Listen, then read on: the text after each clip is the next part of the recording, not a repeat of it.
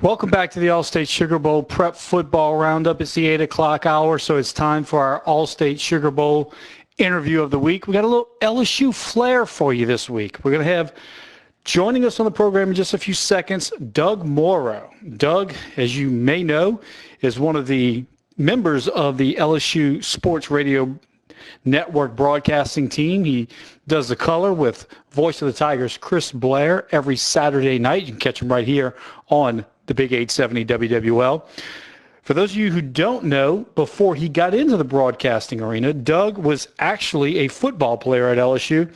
He was pretty good. He was a two-time All-SEC selection. He actually got All-American honors in 1965. He had a storied career outside and off of the football field as well. We'll get to that in our interview with Doug. So right now we want to welcome into the program former LSU Tiger, current member of the LSU Sports Radio Network broadcasting team, Doug Moreau.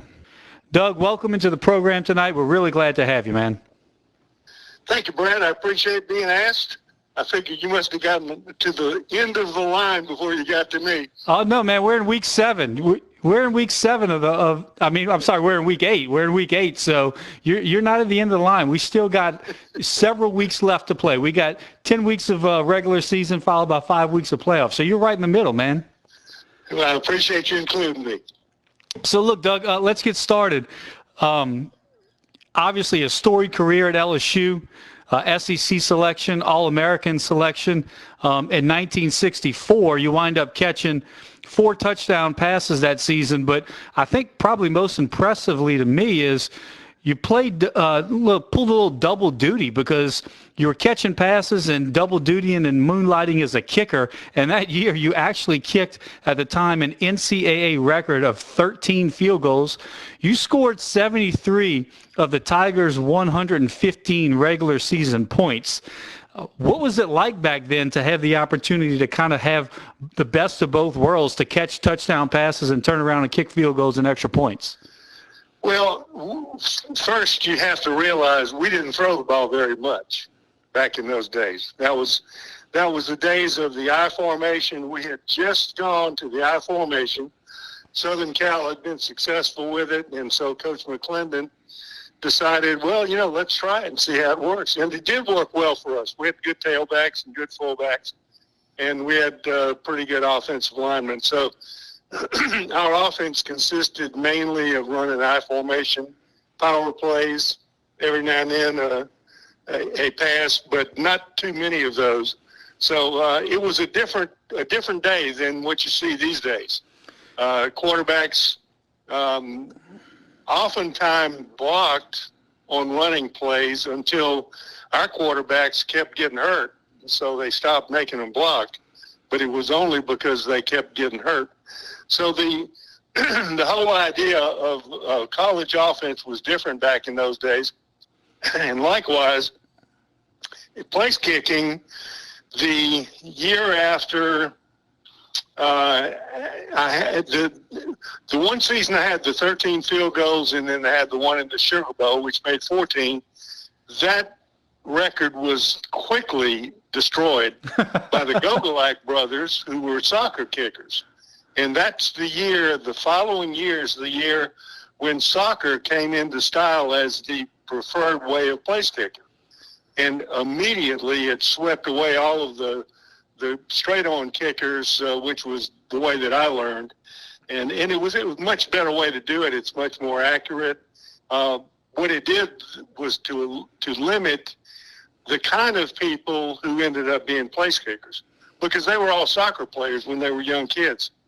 And they ended up putting on football uniforms and kicking field goals and extra points, but they didn't play other than that. And so that dynamic of the sport changed a good bit just in the space of 1 or 2 years. So I was fortunate that I got to be on the tail end of the straight-on place kickers, but that was not going to last very long. But I'm very fortunate that things kind of fell my way in all respects, and I'm thankful for that.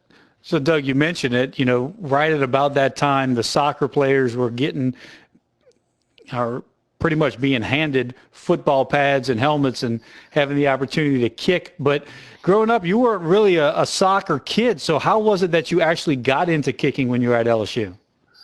Well, I lived in a house that was about a block off the LSU campus, and went to high school at University High School. So we used to walk to school. I thought place kicking was kind of a neat thing because the ball went end over end. You know, I mean, the kids look at things in a strange way, and that's the way I looked at it. I said, that looks pretty neat to make the ball go end over end like that. I wonder how you do it. So I started in my front yard putting the ball on the tee and kicking, and we had a telephone wire that was strung across the yard to go from house to house. And that was my goalpost. So if I'd kick it over that telephone wire and kick it between the hedges on the side of our property, that was my goalpost, and that would tell me how accurate I could be. And so that's the way that I learned. I practiced probably for 3 or 4 years in my front yard before anybody ever bothered to say, hey, would any of you like to be a place kicker?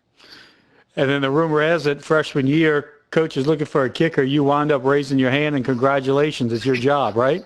Well, I was the one that raised his hand when they said, do any of you know how to place kick? And I said, well, I don't know if I know how to place kick, but I see nobody else raising their hand, so I raised my hand, and that's I guess the way ultimately I won the job, but it's not the classic way of doing it. Hey, nevertheless, you were able to succeed in it, and succeed you did in the 1964 Sugar Bowl, because the Tigers are trailing Syracuse in that game 10-2. You wind up catching a 57-yard touchdown pass. Y'all go for 2, tie the game at 10, and then near the end of the game, you actually have a chance to kick the game-winning field goal from 28 yards out, seal the victory for LSU 13-10 over Syracuse. Tell us a little bit about that. Well, Syracuse had a really good team. Floyd Little and Jim Nance were the 2 running backs.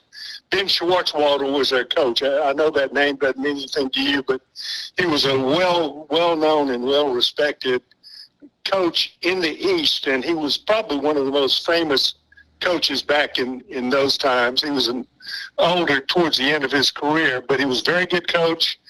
He had a good team. And we figured it would be kind of a tough battle, and it was a tough battle. The game was close.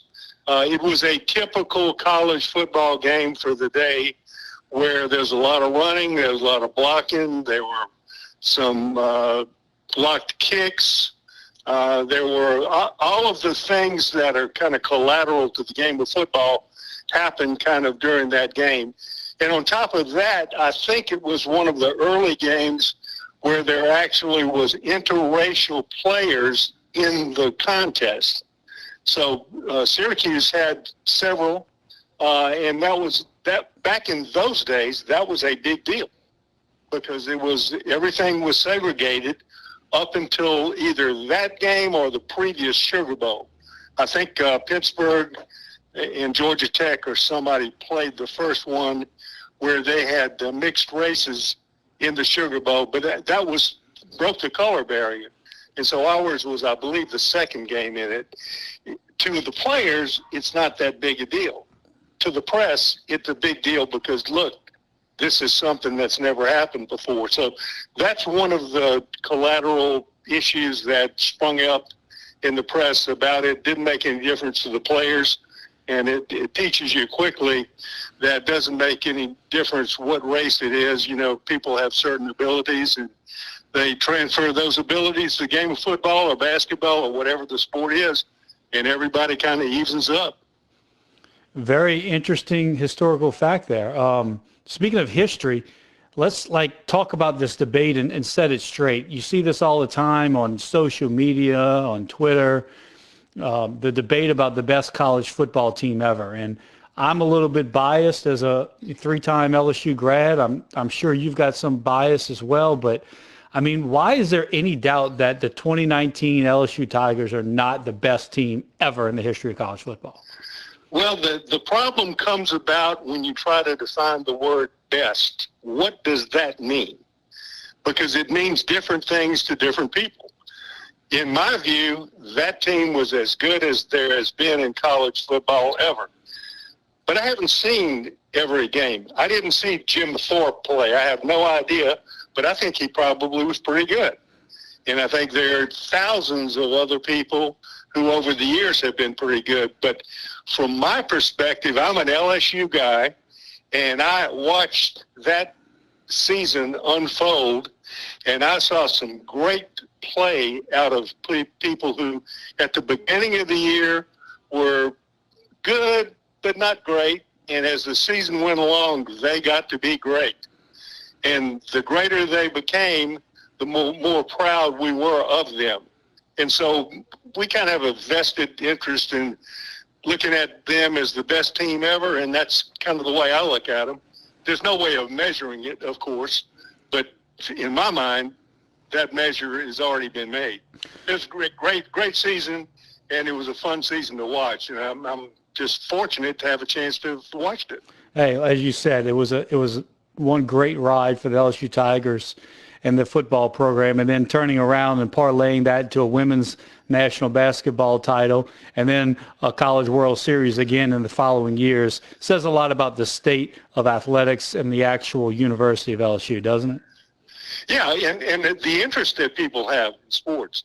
And it's amazing, when you start looking at where the dollars are coming from, particularly at Southern universities, you're going to find a lot of them are tied in some way to athletic programs. And so LSU's got a great football program, basketball program, baseball program, track team. Most of those make money. Track doesn't, but football, I think even baseball makes it, basketball makes it, women's basketball now. Hey, don't forget about gymnastics. They sell out too, right? Oh, yeah. No, yeah, absolutely. Plus all of the NIL money that flows through the gymnastics. So, sports is kind of the thing that holds the universities together the way that I look at it, because there's not too much that many of them have to offer other than athletics. Well, Doug, look, we appreciate you coming on and taking time with us tonight. Every time somebody comes on the program, I make them take Brad's bar exam, since I had to take the bar exam and be a licensed lawyer. And I will tell you, I think this is the first time ever that I'm going to force a lawyer like yourself, who's already passed the bar exam, to retake it twice. So I apologize in advance, but we're going to do Brad's bar exam. It's 30 seconds of true-false questions. You ready? I'm ready. All right, true or false? You were born in Baton Rouge. False. Your dad was a track coach at LSU. True. After LSU, you played professional football for the Saints. False. You played professional football for the Miami Dolphins. True. You took the Louisiana bar exam. True. You passed the Louisiana bar exam. True. You were elected the sheriff of Baton Rouge. False. You were elected the district attorney of Baton Rouge. True. You've been a member of the LSU Sports Radio Network broadcast since 1972. True. Your broadcast partner, voice of the Tigers, Chris Blair, plays the harmonica. Don't know. He might, but I don't know. Okay. Your broadcast partner, Chris Blair, plays the drums. Same answer. I've watched the video. He's a pretty good drummer. I'll give it to him. All right, we'll get you out in this one. We talked about it. The 2019 LSU football Tiger team was the best college football team, in your opinion, ever. True. All right, there you go. Doug Moreau, the not play-by-play, the color man for the LSU Sports Radio Broadcast Network, with the voice of the Tigers, Chris Blair. They'll be on the call tomorrow as the Tigers face Army. Doug, good luck on the call. Go Tigers. We appreciate you taking time with us tonight. Thank you, Brad. Good being with you. There you have it. Color man for the LSU Tigers, former Tiger football player, former attorney like myself, None other than LSU's own Doug Moreau. We appreciate him stopping by tonight. You can catch him, as I said, tomorrow night on the call against Army. Hey, we're going to take a break. We'll come back with more right here. We'll get another round of reports for you. Stick around, 9 o'clock hour, winning scores, winning coaches, all right here on the most comprehensive prep football report in the nation, the WWL Allstate Sugar Bowl Prep Football Roundup, only on WWL. Only on WWL. Only on WWL.